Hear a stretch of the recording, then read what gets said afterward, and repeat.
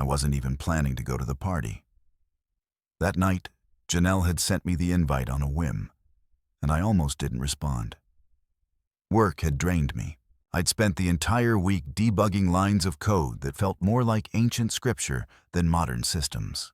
But something about the way she texted, "You need to stop rotting alone and talk to humans," made me feel seen, called out. But in a way only a friend who knew the silent parts of you could manage. So I threw on a denim jacket, rolled up my sleeves, and drove across town to her place. The moment I walked into that apartment, it was a jungle of half-empty wine glasses, candle smoke, and some indie playlist humming from Bluetooth speakers. Most of the guests were in cliques, circling around old inside jokes and holding tiny paper plates like shields. I scanned the room, offered a few nods to familiar faces, and headed to the snack table.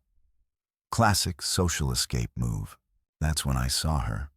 She stood alone near the chips and guacamole, wearing this off-shoulder mustard yellow top that somehow made her look both regal and like she had no idea she was beautiful. Her arms were crossed, and she had that unmistakable look of someone wondering if they should have just stayed home. No phone in hand, no fake texting. Just a girl standing quietly while the world around her buzzed without invitation. I don't know what pushed me to walk over. Maybe it was the fact that I hated seeing people feel out of place. Maybe it was the subtle way her eyes scanned the room, curious but cautious. Or maybe, just maybe, I was already a little bit doomed. I reached for the salsa, looked at her, and said, "I think this dip may have just filed a health violation." Her head snapped toward me, and for half a second, I panicked inside. What if she thought I was being weird? But then she laughed, and not that polite. Please leave me alone kind of laugh. No, this was deep and sudden and cracked open the air between us like a spark. That laugh, raw, real, a little raspy, shot straight through my chest. "That bad, huh?" she replied, raising an eyebrow as she reached for a chip. "Don't blame me when you end up with food poisoning by 3 a.m. I'll hold you personally responsible," she said, biting into the chip. We ended up talking for hours, standing right there by the snack table like the rest of the party didn't exist. She told me her name was Mariah. I told her mine was Julian. From there, it was easy. We didn't do that fake dating app banter, the resume-style introductions. We talked like old friends catching up. Her voice had this music to it. Sometimes playful, sometimes low and thoughtful. She told me about growing up in Chapel Hill, about how she used to read books under her covers past bedtime with a flashlight. I told her how I used to take apart radios just to figure out how they worked, and sometimes I couldn't put them back together. She laughed again at that. When the topic of exes inevitably came up, I treaded lightly. But she was open. She mentioned a long-term college relationship with someone named Tobias. She made it sound casual, like a memory packed away neatly in an attic box. "It ended clean," she said. "No big drama, just realized we weren't each other's person." I nodded. I didn't press. It didn't feel like my place yet. But some part of me filed the name away. Not out of jealousy, just awareness. The party finged out around midnight. Janelle came over once, winked at me, and whispered to Mariah, "He's the least boring man in this room. Good pick." Mariah turned pink, but she didn't step away. At some point, she shivered slightly, and I instinctively offered her my jacket. She refused at first, but I insisted. That small act, that exchange of fabric and warmth, somehow felt like the start of something. When she finally took it and slipped her arms into the sleeves, I saw the faintest, softest smile settle on her lips. That moment still lives in the corners of my mind, like a photograph I never had to take. When I walked her to her car, I half expected the night to fold into silence. Instead, she leaned against her door, tilted her head, and said, "You're not like most guys." Is that a compliment or a red flag? She smiled. I'll let you know. I remember lying in bed later that night, jacketless, the scent of her perfume still faint on the sleeves, wondering why that laugh, the one she gave when I joked about the salsa, kept echoing in my mind. I wasn't one for romanticism. I was the logical one in most of my relationships. But with her, everything had felt so fluid, so easy, so warm. Within 2 months, we were seeing each other almost every weekend. We went to food truck festivals and late-night movies. We argued over music. She loved classic soul. I was a jazz man. She introduced me to her sister Riley. And eventually, I brought her to meet Malik, my closest friend. Everyone liked her. My mom called her sharp. My dad said she brought the light into my eyes. By month 6, we moved into a small place in Brookside. 1 bedroom, a temperamental heater, and a second-hand couch that sagged a little in the middle. But it was ours. On moving day, she stood in the middle of the empty living room, threw her arms in the air, and yelled, "We made a nest." And I laughed, because that's exactly what it felt like. The proposal came a 1.5 years later. Nothing flashy, just the 2 of us barefoot in the kitchen, flour on our shirts because we were making pizza from scratch. I knelt with a saw-stained dish towel over my shoulder and held out the ring with a stupid grin. She said yes with tears in her eyes and flour on her cheek. At the time, I thought I had found the great love of my life. The kind of love that stories were made of. The kind that started with a laugh by the snack table and ended in forever. But forever is a word people say too easily. What I didn't know then was that sometimes laughter can be the loudest beginning of something beautiful, or the quiet prelude to something breaking. And if I had known then how it all would end, maybe I would have held that first laugh a little longer. Memorized the sound of it, not just the feeling. Because years later, I'd be holding on to memories like that, trying to understand how a love that started so sincerely could drift so silently. But back then, I wasn't thinking about any of that. Back then, I was just a man falling for a woman who laughed like honesty and smiled like a promise. The first year of marriage was soft, like sunlight through curtains on a slow Sunday. I remember waking up with her beside me and thinking, this is what peace feels like. Our rhythms blended easily. Morning coffee routines, shared Spotify playlists, debates over whether to use the dishwasher or wash by hand. We fought about small things. Sure, everyone does. But it was the kind of fighting that ends with laughter or lazy apologies and kisses on the forehead. Our apartment smelled like cinnamon candles and fresh laundry. It sounded like her humming while brushing her teeth or my keyboard tapping late at night while she read on the couch. The life we built wasn't fancy, but it was ours. Home wasn't a place. It was Mariah, and that made everything feel right. Both our families were relieved that we'd found each other. Her sister Riley was our unofficial third wheel. Malik became her basketball partner when I sprained my ankle. Dinners turned into game nights. Weekends melted into memory. I loved being her husband. She'd smile at me while we grocery shopped like it was still our honeymoon. She'd sneak sticky notes into my laptop bag. You got this, nerd. I still have one of them, pressed between receipts in my old wallet. There was something sacred in how simple our joy was. But then there were the flickers. You don't notice the light changing at first. You just sense the room feels colder. That's how it started. Subtle things. Once we bumped into an old friend of hers from college at a bookstore. The moment he said the name, Tobias, her whole body stiffened.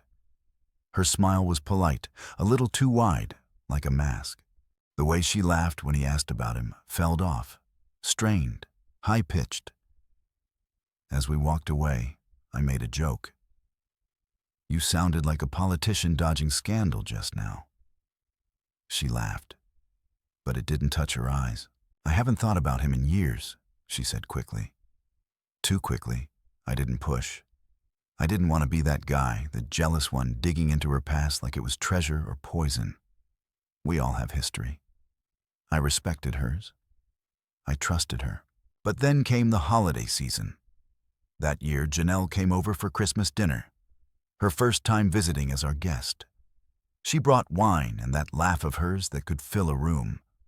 After 2 glasses, we started talking about college days, old memories. Mariah was giggling, relaxed. And then Janelle said it. "Remember when Tobias showed up to that Halloween party dressed as a zombie professor? You almost threw your drink on him." Mariah laughed too loudly. She leaned forward, hands gripping the wine glass tighter than needed. "Oh God, Tobias. He was such a mess," she said, biting her lip. "I think he still has that ugly beard." I don't know what it was, but something in the way she said his name stuck with me. Not what she said, how she said it. Like she had to prove she didn't care. Like she wanted to laugh him off the map, but part of her brain still knew the roads back to where he lived. Later that night, I came into the living room and saw her on the couch, phone glowing in her hand. She was scrolling through Instagram. I leaned over the back of the couch and said, looking at old party pics. She jumped and locked her screen like a teenager getting caught. "Just checking something," she said, brushing hair from her face. Was curious if Tobias still looked like a raccoon. I forced a chuckle, and she shrugged. "Yep, still unfortunate." I didn't press. I walked into the kitchen and started washing dishes. But the sound of that screen locking stayed in my ears like a quiet siren. From that night forward, I noticed little shifts. She became more distant, barely at first, shorter kisses, slower replies. When we'd curl up on the couch, her body leaned a little farther away than it used to. The warmth wasn't gone, just quieter, fainter. I started doing more. Bringing home her favorite chocolate when I stopped at the gas station, planning a surprise weekend getaway to Asheville, taking on extra chores so she could rest. She said, "Thank you." She smiled, but there was a hollowness behind it all, the kind of smile you give when someone gives you a gift you don't know what to do with. I told myself she was just stressed. Work had been hard on her. Deadlines, new responsibilities. She was pulling longer hours, commuting more. Maybe that was it. That had to be it. But one night, I came home late after a team meeting.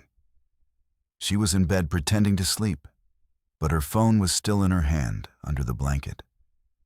Her breathing wasn't steady. Her shoulders were tight. I said nothing. Just changed clothes and lay beside her back to back. I stared at the ceiling, counting the seconds between each of her slow, fake breaths. When she fell asleep for real, I quietly turned and looked at her face in the pale moonlight. She looked peaceful, but I wasn't. My gut was twisting, trying to decode every glance, every laugh, every moment I might have missed. There's a type of loneliness that hits you when you're right beside the person you love, and you still feel like a stranger in your own home. That loneliness was blooming in me, but I didn't want to accuse. I didn't want to lose what we had over a suspicion. She hadn't done anything wrong. Not really. She was just distant, distracted. And I wasn't going to be that insecure guy who picked a fight over old ghosts. Still, I couldn't shake the feeling that something was changing. The woman who used to tell me everything now hesitated when I asked, "How was your day?" The woman who used to crawl into my lap with popcorn during movie night now sat at the other end of the couch, phone in hand, smiling at a screen instead of me. It was like living with a fading photograph. Still familiar, still beautiful, but slowly losing its color. One day I came home early and found her asleep on the couch. Her phone was unlocked beside her. I glanced at it. No notifications, no open apps, nothing. Too clean, and that scared me more than if I had seen something suspicious, because no one's phone is that clean. Not unless they're trying to make sure it is. I placed it back gently, covered her with a blanket, and sat by the window until she woke up. When she did, she smiled like nothing was wrong. And I smiled back like I didn't feel the gap growing wider with every passing day, because that's what love does sometimes. It hopes a little longer. It believes even as it breaks. I didn't know then what I know now. I didn't know that the cracks I saw were just the surface of something deeper, that the warmth I missed wasn't lost. It had been redirected. All I knew was that my wife, the woman who once lit up every corner of my world, had shadows behind her smile now. And I was beginning to fear those shadows weren't mine. There's a difference between being alone and feeling alone. And I learned that lesson slowly, painfully, from the person I once believed would never let me feel either. Mariah and I still shared a bed, still said goodnight, still lived under the same roof. But somewhere along the way, the connection between us turned into static. It was like reaching for a hand you know by heart, only to realize it doesn't reach back anymore. The warmth faded, not in a dramatic blaze, but in the quiet hum of routine silence. She started staying out later. At first, it was reasonable long shifts at work, an after-hours strategy meeting, a friend's birthday dinner. But then the reasons started blending. One night, it was Janelle wanted to talk. The next it was, I needed to clear my head. There were nights she wouldn't even give an explanation. Just walked in after 10 p.m. with tired eyes and half-mumbled words. I tried not to be the overthinking husband. I tried to give her space. But I wasn't blind. The little habits we once shared disappeared. She stopped making our Saturday pancakes, even though she'd once said those mornings were sacred. She started sleeping with her back to me. Her phone clutched tightly to her chest like a second pillow. She'd smile. Yes, but it was that kind of smile you give a polite co-worker, not the person you've promised forever to. One Friday evening, I got home early. I cooked her favorite meal, lasagna with extra ricotta and garlic bread toasted just the way she liked. I lit candles, even put on her favorite Cold Train record. I wanted to remind her that love still lived here. She didn't come home until 11:30 p.m. I sat there with cold food, 2 glasses of wine untouched, and a sinking feeling that the version of us I loved was dissolving in real time. When she walked in, she looked surprised to see the table set. "Oh," she said, trying to smile. "You cooked." "I thought we could eat together," I said, standing slowly. "It's been a while." She looked at the food, then back at me. "I already ate." Those 3 words hit harder than I expected, not because of the food, but because she hadn't even thought to call. I covered the disappointment with a nod. "No problem." She didn't ask if I'd eaten. She didn't say thank you. She just slipped out of her heels, said she was tired, and went to the bedroom. I sat there for a long time, just staring at the untouched plates. Eventually, I packed everything away, dumped my glass of wine down the sink, and sat on the edge of the bed, watching her sleep like a stranger I used to know. The silence between us became a language of its own, when we both understood, but refused to translate. When I asked how her day was, her answers grew shorter. Fine, busy, tiring, no stories, no details. Just roadblocks. I still made an effort. Still kissed her forehead when I left for work. Still brought home little things I thought she'd like. But the look in her eyes told me she wasn't really here. Not fully. It was like she'd packed her bags emotionally and just hadn't told me yet. One evening, curiosity got the better of me. She was in the shower. Her phone sat on the nightstand, screen lit from a notification. I wasn't the type to snoop. I'd never done it before in all our years together.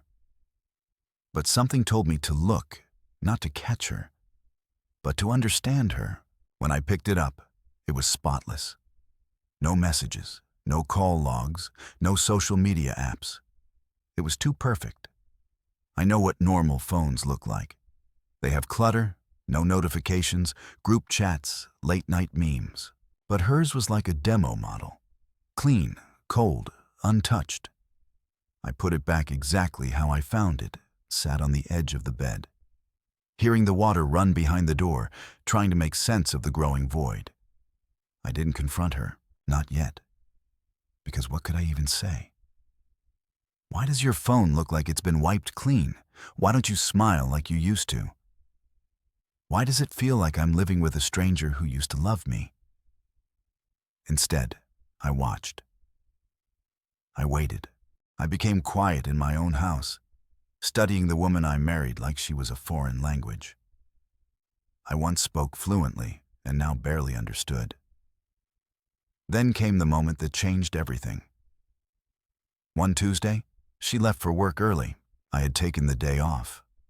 Burnout creeping up on me, sleep hanging heavy under my eyes. Around noon, I heard her phone buzz from the coffee table. She had forgotten it at home. I stared at it for a while, then decided to leave it untouched. I figured she'd be back by evening, but at around 2:45, it rang again. It was Janelle. I hesitated, then picked it up. "Hey, it's Julian." Mariah left her phone at home. There was a pause on the other end. Then Janelle said, "Oh, weird. I was calling to ask if she was still planning to meet me." My stomach twisted. "Meet you?" "Yeah, we were supposed to get drinks today around 1 now." She never showed. Didn't text or call. I cleared my throat. She told me she was working. Another pause. A longer one. "Oh, I'm sure there's a mix-up." "Yeah," I said flatly. "Probably." I hung up and sat there in the quiet, the weight of a single, unanswered question pressing down on my chest. Where was she really? When she came home that night, I had already cleared the table. There was no music, no candles, just me, sitting on the couch, holding the remote, but not watching anything. She looked exhausted. "Hey," she said. "Long day?" I nodded. "Where were you?" She blinked. "At work." "What?" I stared at her. Janelle called, said, "You didn't show up for drinks." She froze just for a second, but I saw it. The way her throat tensed, the way her eyes darted. "I forgot," she said quickly. "I had to cover a shift." It slipped my mind. I didn't say anything. Just stood up and walked past her. She followed. "Julian, don't make this into something." I stopped and turned. "You already did." She looked at me like she didn't know what to say, like the lies were piling too high for her to keep straight. I waited for her to speak, to explain, to be honest. Instead, she walked into the bedroom and closed the door. That night, I lay awake beside her while she slept soundly.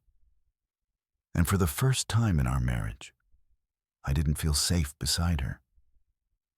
I felt like I was waiting for something I didn't want to discover, but already knew. The distance wasn't growing anymore. It was already there. And I was starting to accept that whatever we had, whatever we were building, had been cracked in ways I couldn't name yet, but could feel in every quiet moment. It was a Thursday afternoon when everything yelled.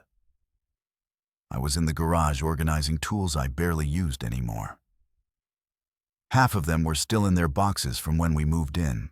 I had taken the day off again, not because I was tired, but because I didn't want to pretend anymore.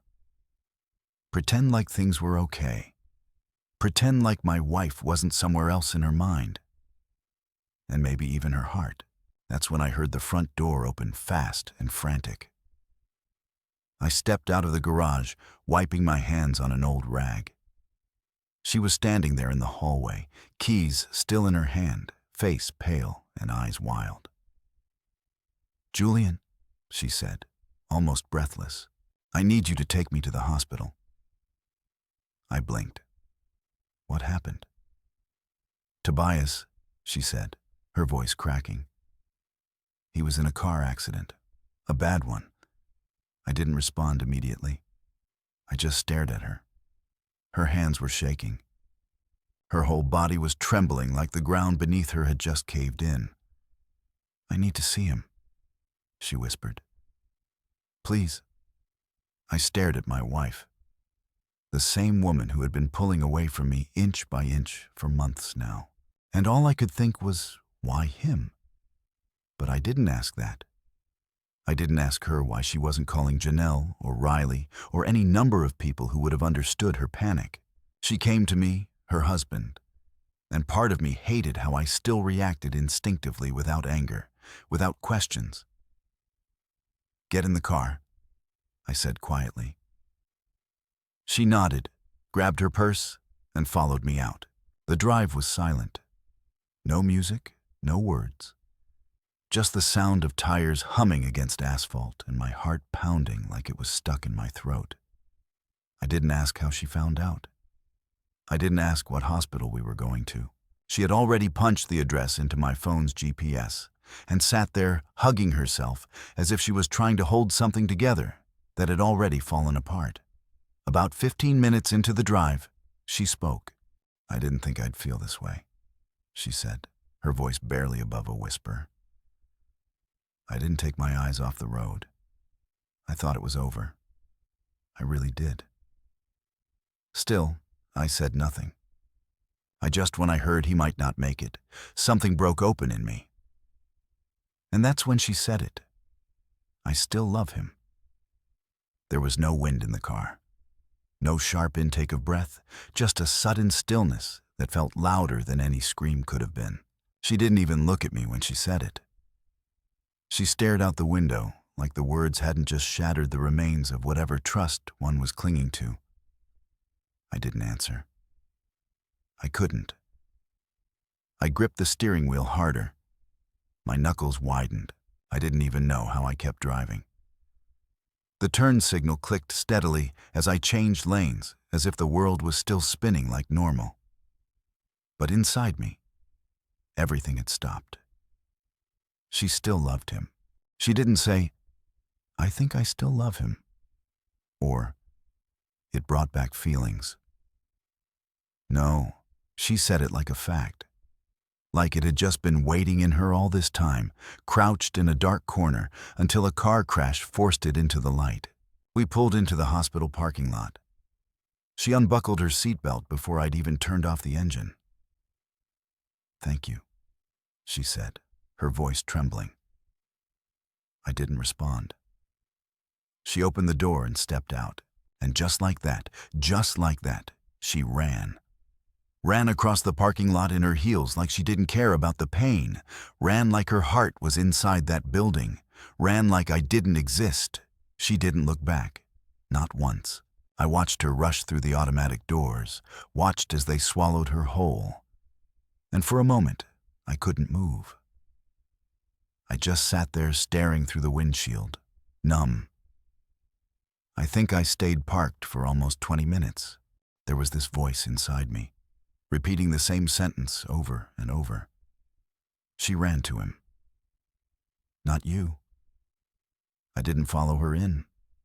I didn't want to see the way she might hold his hand or the tears she might cry at his bedside.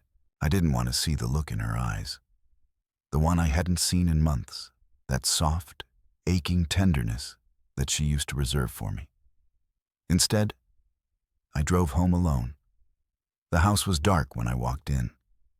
Her coat still hung on the hook by the door. One of her heels, the one she must have kicked off in her panic, lay sideways in the hallway. I stared at it for a while. Strange. The things your mind latches onto when your life is quietly imploding. I walked into the bedroom. Her perfume still lingered in the air. I sat on the edge of the bed and took a deep breath. That was when it hit me. It wasn't just that she had feelings for someone else. It was that I was the one who had held her during her panic attacks. I was the one who stood by her when she lost her job for 2 months. I was the one who had made her feel safe in this world. And in the one moment when she needed someone the most, she didn't run to the man who had held her together for the past 5 years. She ran to the one who broke her first. I sat there for hours. I didn't eat. I didn't turn on the lights. I just stared at the door waiting. Not because I wanted her to walk back through it, but because I needed to know if I was still the one she'd come home to. At 10:07 a.m., the lock turned. I didn't move. She walked in slowly, face red, eyes swollen. She froze when she saw me sitting in the dark. "Julian?" she said, stepping forward. I stood up, walked past her, didn't even brush her shoulder.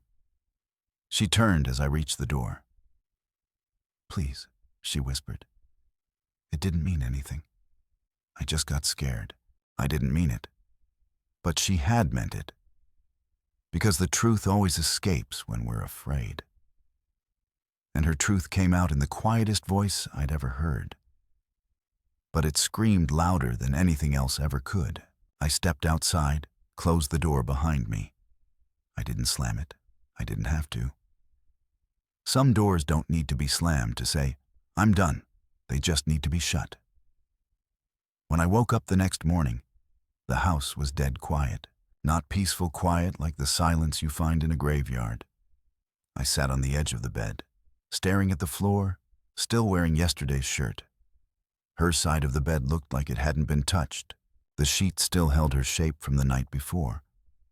But the warmth was gone, just like the rest of her. I didn't hear the shower running. I didn't smell coffee. That used to be her ritual. Sunday mornings, freshly brewed hazelnut, humming some old Lauryn Hill tune. But that morning, there was nothing. Just the dull hum of the fridge and the tick of the hallway clock, reminding me every second was another beat away from the man I used to be. I didn't check the guest room to see if she'd slept there. I didn't look for a note, didn't call out her name. I already knew. Wherever she wasn't here. Not in spirit, not in truth. I felt like a tenant in my own marriage. Like I'd been living with someone who moved out months ago, but left her body behind, going through the motions while her heart sat in someone else's hands. I packed a small suitcase, just the basics. 2 pairs of jeans, 3 shirts, a hoodie, socks, boxers, and my shaving kit. I took my passport and my birth certificate from the safe in the closet, tossed them into the bag with my laptop. I didn't take anything that mattered to her. No gifts, no shared books, no framed photos. I wasn't trying to send a message. This wasn't revenge. This was release. As I zipped the bag shut, my eyes caught the wedding photo on the dresser. We were laughing in that picture. Real laughter. I remember what she whispered right before the photographer snapped it. "Don't ever let me forget this feeling." She forgot. And now, so would I. I walked to the kitchen, tore a sheet from the notepad on the fridge, and wrote exactly what I needed to say. No more, no less. Don't worry. He can have you now. I didn't sign it. I didn't draw a line through it or add a dramatic flair. Just those 8 words left on the counter beside her favorite mug. The one that said, "Mondays made me do it." I stood at the doorway for a moment and looked around. It was strange how ordinary everything looked. The couch where we used to binge-watch crime documentaries. The kitchen where I once taught her how to dice onions without crying. The bookshelf we filled together on our 3rd anniversary trip to Asheville. I wasn't walking out of a home. I was walking out of a museum, one where the exhibits had lost all meaning. I locked the door behind me and didn't look back. I drove straight to Malik's place on the west side of town. He was my best friend since college. Loyal, blunt, and never the type to pry unless you needed him to. When he opened the door and saw the suitcase, he didn't ask. He just stepped aside and said, "Guest room's clean." I set the bag down in the corner and sat on the edge of the futon. "Is it bad?" he asked, grabbing 2 beers from the fridge. I nodded slowly. "It's done." He handed me the bottle, then sat beside me without a word. We didn't toast. We didn't say anything poetic. We just sat there like 2 men watching a storm pass in the distance, knowing it had already hit one of them. Later that night, he ordered pizza, and we ate in silence. Every time his phone buzzed, I flinched a little, thinking maybe she was trying to reach me through him. She didn't, but I knew it was only a matter of time. That first night without her felt both unbearable and weirdly peaceful. I didn't cry. I didn't punch anything. I just lay there staring at the ceiling, wondering how many lies had been wrapped in her goodnight kisses. Wondering how many moments had been stolen while I was sitting across from her, pouring my soul into a marriage she was slowly draining from. The inside. In the morning, my phone lit up. 5 missed calls, 2 voicemails, all from her. I didn't listen to them. I deleted them, but I did replay her voice in my mind over and over. "I still love him." That phrase played like a scratched record in my head all day. I tried to distract myself. Went for a walk, made a grocery list with Malik, even helped him rearrange the junk in his garage. But nothing could shake that sentence out of my bones. It wasn't just a betrayal. It was an eraser. She had erased the 5 years we built together in 5 words. That afternoon, I sat down at Malik's kitchen table and opened my laptop. I started listing out everything I needed to transfer: bank accounts, insurance, subscriptions, emergency contacts. My name was everywhere in her world, just as hers was in mine. Unraveling that web felt like peeling skin off an open wound. But I did it slowly, meticulously. By the evening, more messages came through. "Julian, please call me. I'm so sorry.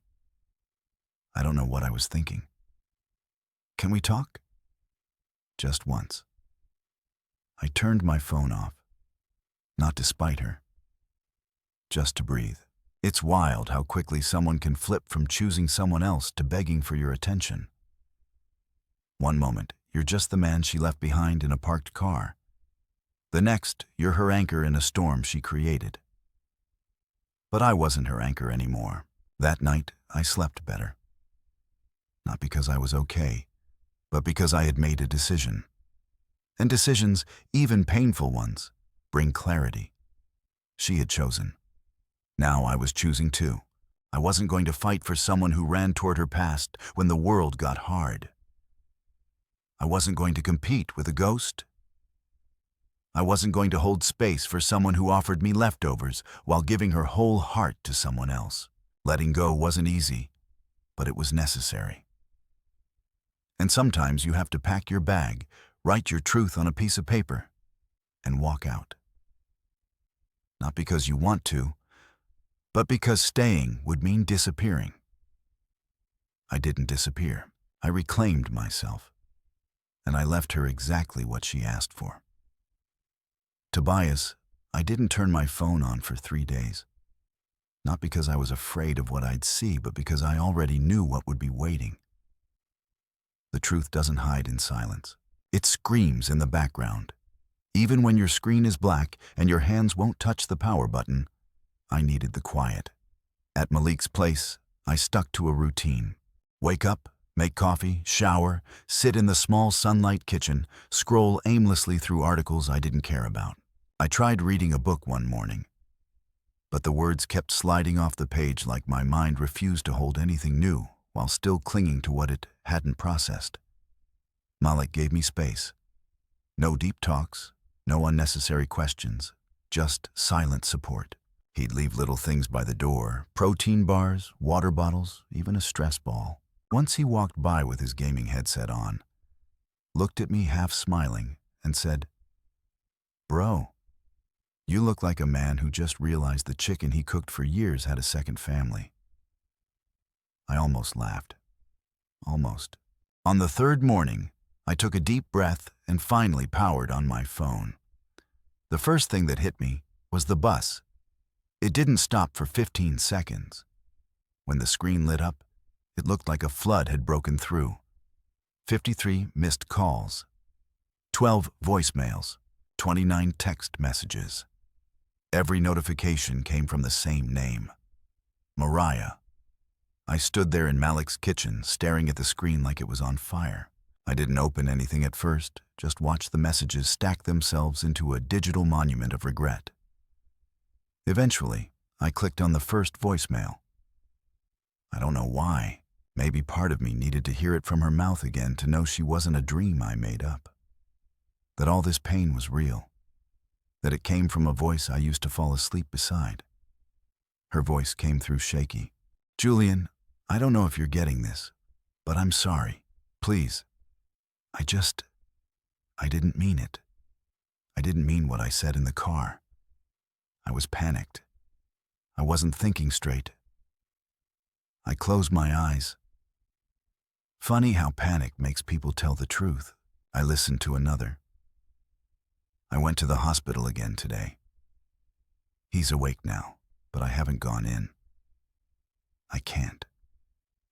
I keep thinking about you, about what I said, about how you looked at me after. Please, can you just call me?" She left another voicemail that same night. "I know you hate me. I know you must. But I need you to hear me. Tobias isn't who I want. He was just a chapter 1 never properly closed. I thought I could bury the past. But when the accident happened, everything just spilled out." Another one, quieter. "I miss you.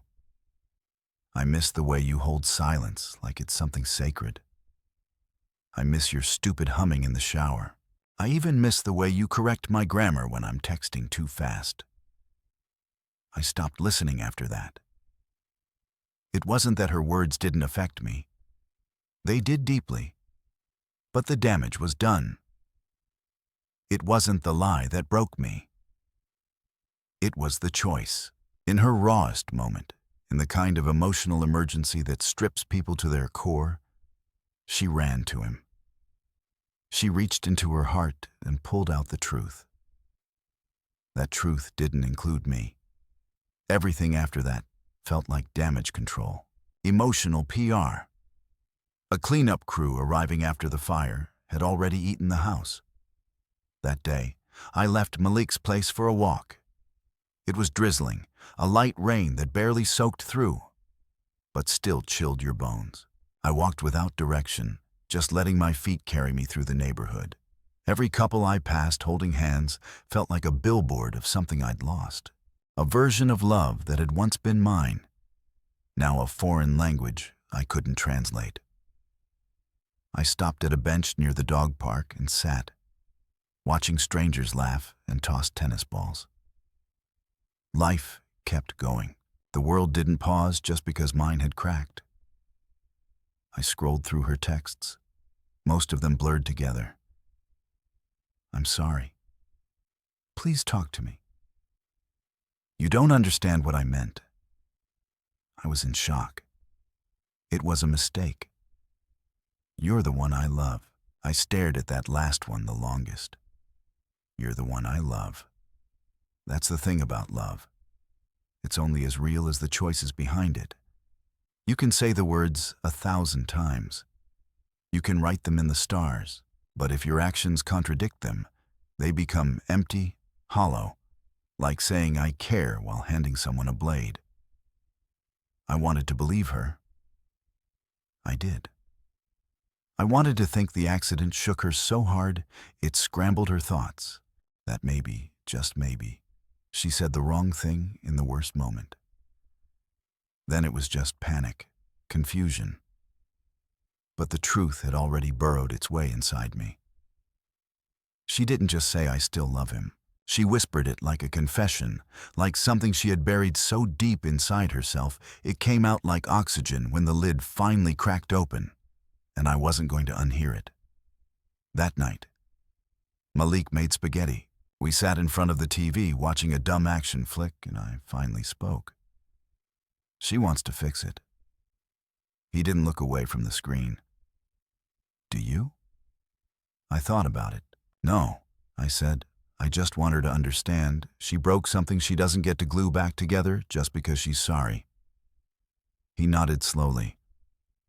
Good. That's called clarity. Hurts like hell, but it's clean. Later, when I lay in bed, I wondered how many more messages I'd wake up to.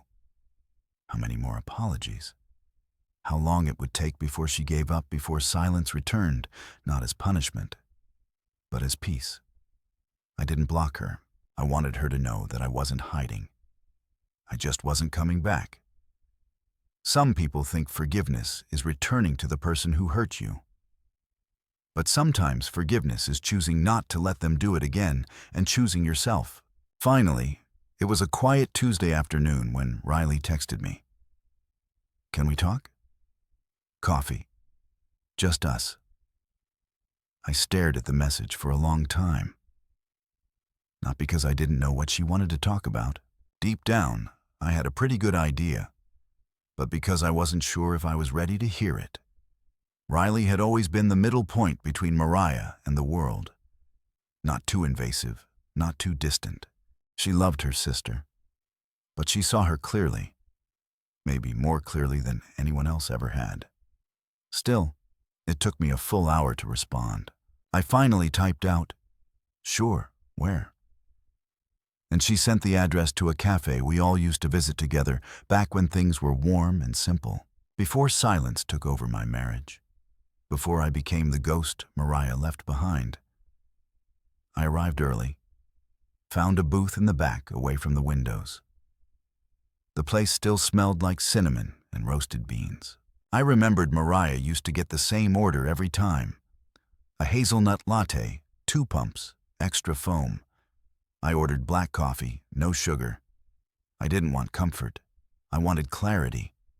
Riley walked in wearing jeans, a hoodie, and no makeup. She looked like someone who hadn't been sleeping much. When she saw me, she hesitated by the door, like she was deciding whether to stay or turn around. Then she took a breath and walked over. "Hey," she said gently. I nodded. "Hey." She sat across from me and wrapped her hands around a mug she didn't drink from. Her fingers were trembling slightly. I watched her, waiting. I wasn't going to break the silence first. "I didn't come here to defend her," she said finally. "Good," I replied. She nodded again, eyes focused on the mock. "I came because you deserve to know what she didn't say." My chest tightened. "She didn't cheat," Riley said softly. "Not in the physical sense, but she crossed lines. Emotional ones, deep ones." I leaned back, closed my eyes briefly. "How long?" Riley sighed. "It started small. A few messages after they bumped into each other at Naomi's wedding last year. At first, it was just catching up. Then it turned into late-night texts. Then venting about work, about you, about the life she felt she settled into. That word stung. Settled. I looked at her, my voice low. "She told you this?" She confessed a few months ago, said it was harmless. Said she just needed someone to talk to who knew her before everything felt routine. But I knew what was happening. I told her she was playing with fire, that she couldn't keep one foot in your life and the other in his past. And when she found out Tobias was hurt, everything she'd buried came up fast and messy. She told me she still loved him, I said, staring into my coffee. Riley looked devastated. She didn't mean it that way. I raised an eyebrow. I'm not excusing it. she added quickly. But she said it like someone drowning in memories, like she confused the man with the moment, like she panicked and grabbed for the last version of herself that ever felt completely free. I didn't respond. My heart was already tired of interpreting Mariah's mess for her. "She's a wreck now," Riley continued. "She keeps asking me if you'll ever come back, keeps saying she didn't know what she had until it was gone." I smirked without humor. "Funny how people always realize they love you most after they've destroyed you." Riley wiped her eyes. "She's still my sister, Julian. But I told her the truth. She doesn't get to play the victim in this. She made the mess. She broke the man who always showed up for her." That sentence settled heavy in the air. I finally asked, "Why tell me all this? You could have stayed out of it." "Because I watched you love her," she said. "Eyes shining. I watched you pour yourself into that marriage. I watched you shrink to give her space. I watched you carry the whole thing when she didn't even realize she dropped it." Her voice cracked, and I couldn't stay silent anymore. I looked away, swallowing the lump in my throat. "I told her it's over," Riley added. "That if you do come back, it'll be a miracle that she burned the bridge, and now she's stuck holding the ashes." I looked up, our eyes locking. "I'm not coming back." Riley didn't flinch. She nodded slowly. "I figured. But I thought you deserved to hear it from someone who wasn't hiding behind excuses." The silence between us was softer this time. Not heavy, just tired. Before I left, Riley reached into her bag and slid something across the table. A photo. An old Polaroid from our 3rd anniversary. Mariah and I at the lake house, wind blowing through her hair, my arms around her waist. We were laughing at something silly and probably forgettable. But our faces were pure joy. "She almost threw this away," Riley whispered. "But I saved it. Thought maybe you'd want to remember the part that was real." I stared at the photo. My chest ached with memory. I didn't cry, but I felt everything all at once. I took the photo and slipped it into my jacket. "Thank you," I said. "For what?" "For being honest." She smiled, small and sad. "I wish it had turned out different." "Me too," I said quietly. We stood. No hugs, just a nod. As I walked out of the cafe, I felt lighter. Not healed, not whole, but lighter. Like someone had finally pulled the last splinter out and let the wound breathe. I sat in my car for a few minutes before turning the ignition. I looked down at the photo again, our smile.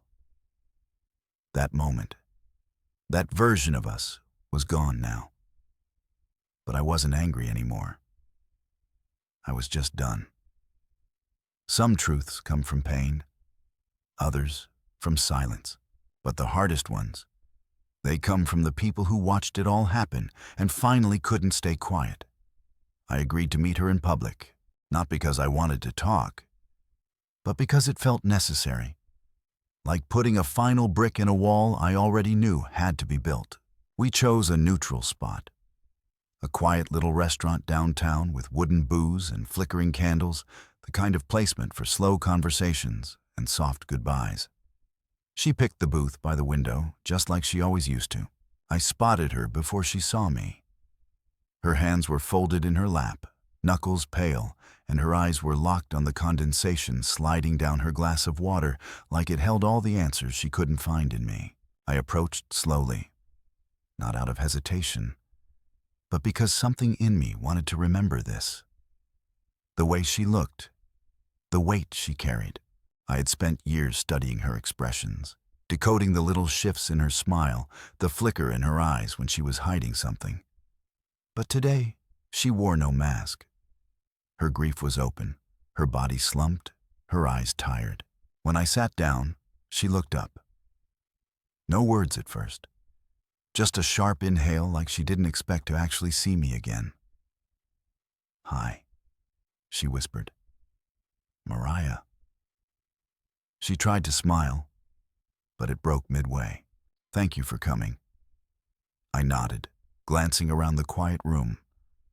Only 2 other tables were occupied. Perfect. No audience, no distractions. Just truth. She reached for her glass and took a sip as if stalling, and then finally said it. I messed everything up. I didn't nod. I didn't interrupt. I didn't even realize how much until the night you left. When I came home and saw the note, I didn't know how to breathe. "You seemed to breathe fine when you were running into that hospital," I said. My voice wasn't angry, just level, measured. She winced. "I know. You told me you loved him, Mariah. Do you understand that? Not that you missed him, not that you panicked. You said you still loved him." Tears welled in her eyes. I didn't mean it. I swear, I was in shock. He almost died. It pulled me into this memory of who I used to be. "And don't," I said calmly. "Don't twist it into poetry. This isn't a memory. It's a decision. You made one." I just finally accepted it. She leaned forward, wiping her eyes. "Julian, I've been trying to explain what I said that night. Wasn't the full truth. I don't love him. Not really. I loved who I was when I was with him. Young, reckless, unbroken. But that doesn't mean I wanted him. I wanted you, I want us. You wanted me." I repeated bitterly. "So you deleted your messages, lied about where you were, hit an emotional affair, and when the man you claimed not to want almost died, you ran straight to him." She went quiet, her throat tightened. "I didn't go there to rekindle anything. You went there because your heart never stopped echoing his name, and I was just background noise." "No," she said quickly. "You were never noise. You were everything. You were safety. You were home." I chuckled cold and quiet. People don't run toward home when they're scared. They run toward what they still dream about. She looked down at her hands. "I never meant to hurt you." "I believe that," I said. Her eyes shot up, surprised. "I believe you didn't plan to hurt me, but love isn't judged by intent. It's judged by impact. And your impact was an emotional sledgehammer." Mariah looked like she was shrinking into herself. Her shoulders curled, her hands twisted in her lap. "I know I don't deserve another chance," she whispered. "You're right," I said, voice soft but firm. "You don't." The words hung in the air, like a verdict. And for a moment, she didn't breathe. "I'm not here for revenge. I'm not here to drag this out," I said. "I'm here to close the door you left open." She nodded slowly. "You want a divorce?" "I already spoke to a lawyer." I said, "You'll get the papers this week. I'm not going to make it ugly. I'm not taking anything that's yours. I just want peace." She opened her mouth, but nothing came out. Then finally, through tears, "I didn't fall out of love with you. You just didn't love me enough to protect what we had," I said. "And that's worse." We sat in silence. The waitress came by and dropped off the water pitcher, then paused, sensing the tension. She walked away quietly.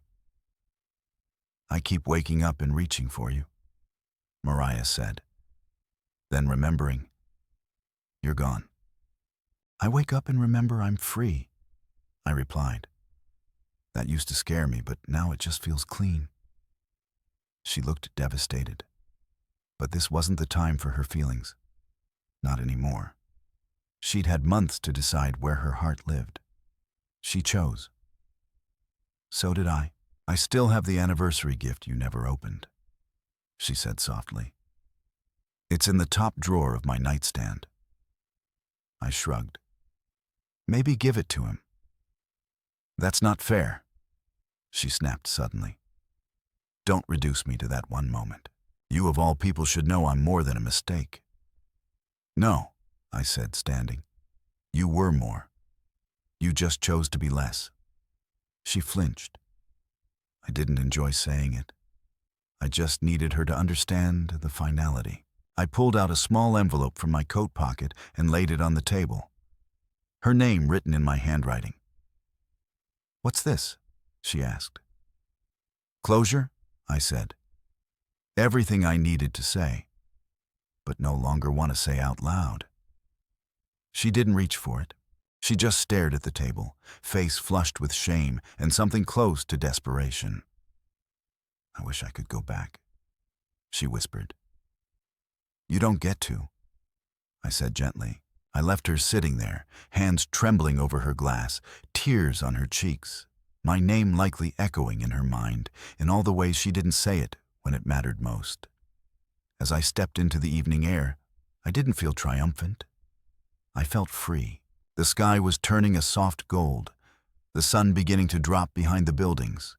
I stood there on the sidewalk, breathing in that moment like oxygen I'd been deprived of for too long. There was no going back. But finally, I wasn't looking over my shoulder anymore. The letter came 2 weeks after we last spoke.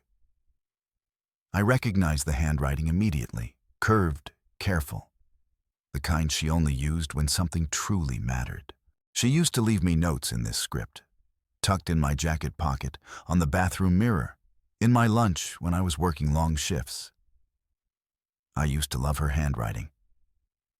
Now, holding that envelope, I wasn't sure I wanted to read a single word of it. It had no return address, just my name. No heart beside it like before, just clean black ink. Julian. I stared at it for a while, sitting on the couch in Malik's apartment where my life had quietly reset. My bag was still in the corner, unpacked. I hadn't hung a single shirt in the closet. I think part of me was still holding on to the illusion that this was temporary, that I'd be going home soon. But that word had changed, and this letter, whatever it was, felt like a key to a door I no longer wanted to open. Still, I opened it. It was 4 pages long, handwritten, no smudges, no scribbled outlines. Like she'd written it carefully, thoughtfully, like she wanted every word to hit exactly where it needed to. The first sentence hit harder than I expected. I don't expect this to fix anything, she continued. By the time you read this, you've probably already filed everything. Maybe you've moved on. Maybe you're done with me for good. But I needed to say this, not for your forgiveness, but for your understanding. And if I'm being honest, for my own sanity. I shifted in my seat. I've spent the last 2 weeks going over everything. Every conversation, every decision, every moment. I chose silence instead of honesty, distance instead of presence, and safety instead of truth. Because that's what it was. Tobias was safe. He didn't demand anything of me. He didn't challenge me to grow. He lived in a memory where I was 22 and wild and adored. And when he got hurt, it triggered something deep and unspoken. It wasn't about love. It was about escape.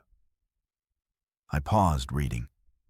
That line sat like lead in my chest. It wasn't about love.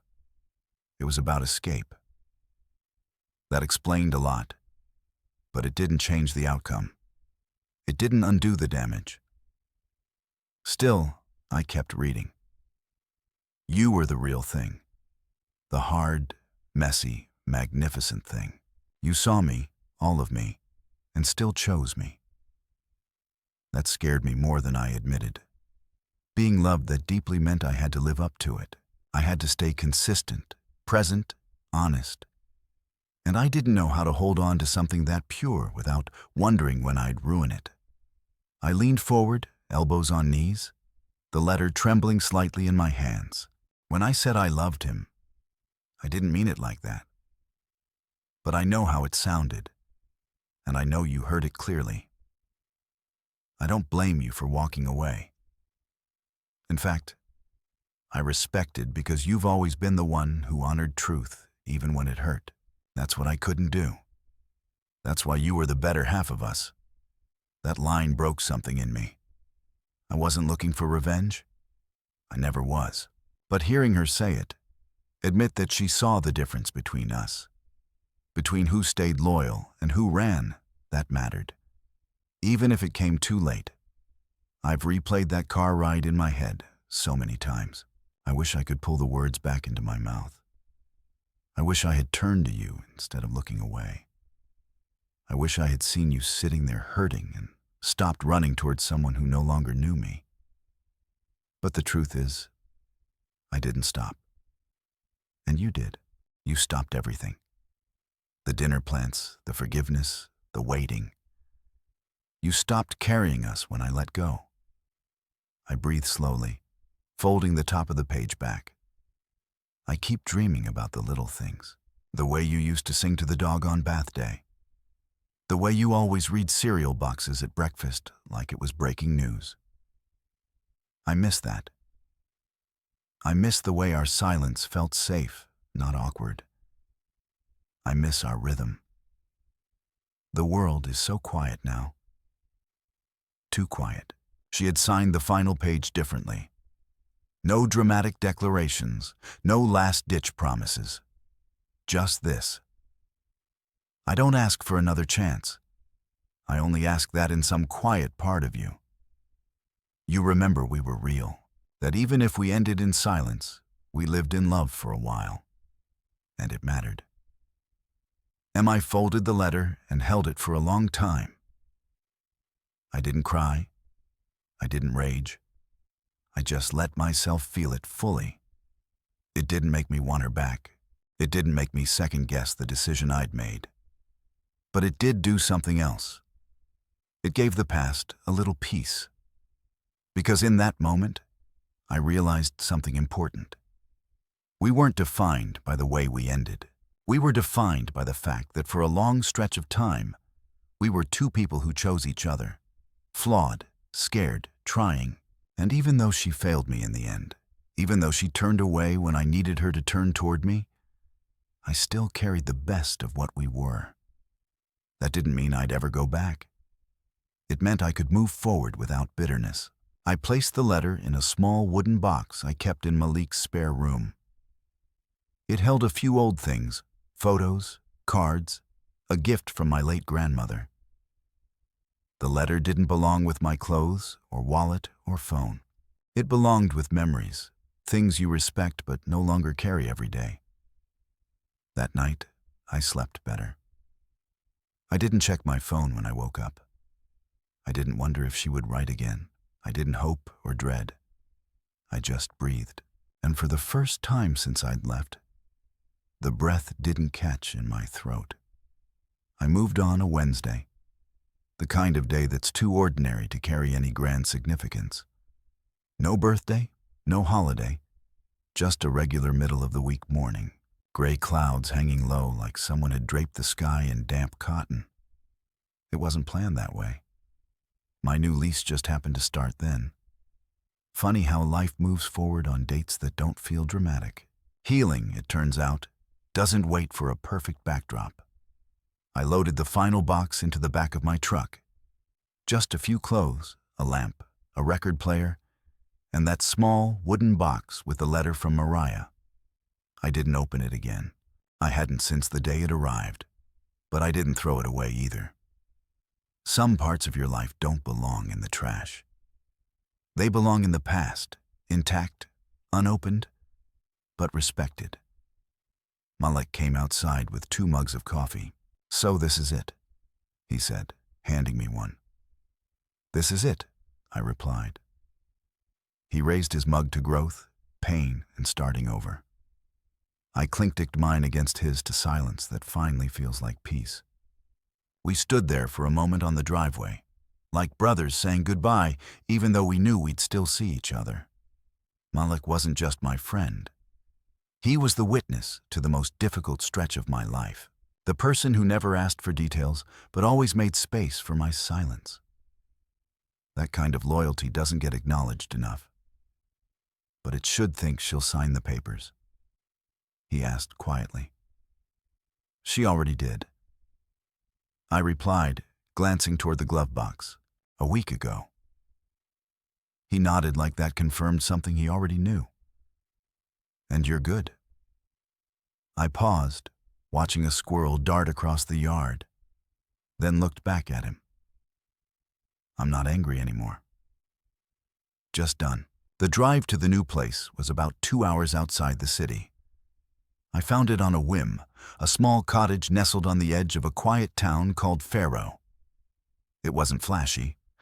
The rent was affordable.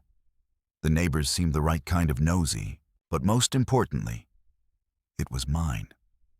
A place untouched by her. A place without memories woven into the curtains or the scent of her shampoo lingering in the air. The first thing I did when I arrived was let Moxie out of her crate. She was a rescue, half border collie, half mystery, all energy. I'd adopted her 3 weeks earlier after walking into a shelter just to look around. That lie lasted exactly 8 minutes. She had pressed her forehead against the glass and looked at me with those wise, questioning eyes, like she already knew my story. Now. She bounded through the empty living room, tail wagging like a metronome for joy. Yeah, I said, smiling. We're going to be okay. I spent the day unpacking, building shelves, and making a playlist I could hum along to without memories, interrupting the melody. I set up the record player last, placing Cold Train's ballads on it, like a quiet nod to who I was before everything cracked. That evening, I walked to the nearby lake. It was still reflective, like I knew how to hold quiet better than most people. I sat on the bench overlooking the water. Moxie curled up beside me and let the stillness fill the spaces where grief had once camped out. It didn't feel heavy anymore. It just felt real. I thought about her once, Mariah, not in anger, not even in sadness, just as someone I used to love. Someone who had walked into my life at a birthday party with guacamole on her wrist and a laugh that made me forget my own name. Someone who once made me believe in forever, and someone who, when it mattered most, ran in the other direction. I had spent so many nights trying to understand why she said what she did. Why she couldn't stop herself. Why I wasn't enough. But the truth is, sometimes love isn't about logic. Sometimes people leave not because you're lacking, but because they're lost. And no amount of loyalty can guide someone back to themselves if they don't want to return. I looked down at Moxie. She was watching a duck waddle by, tail twitching with interest. You've got it all figured out, don't you? I asked her. She licked my hand once, like an answer. Back at the house, I made pasta, poured a glass of red wine, and wrote in my journal for the first time in months. It wasn't anything profound, just thoughts. Scattered, but honest. I used to think love had to last to matter, that if something ended, it meant it was fake. But now, I see that some love stories are just chapters, not entire books. In some chapters, you close, not with bitterness, but with a quiet nod to the lessons they taught you. I closed the journal, placed it on the nightstand, and climbed into bed.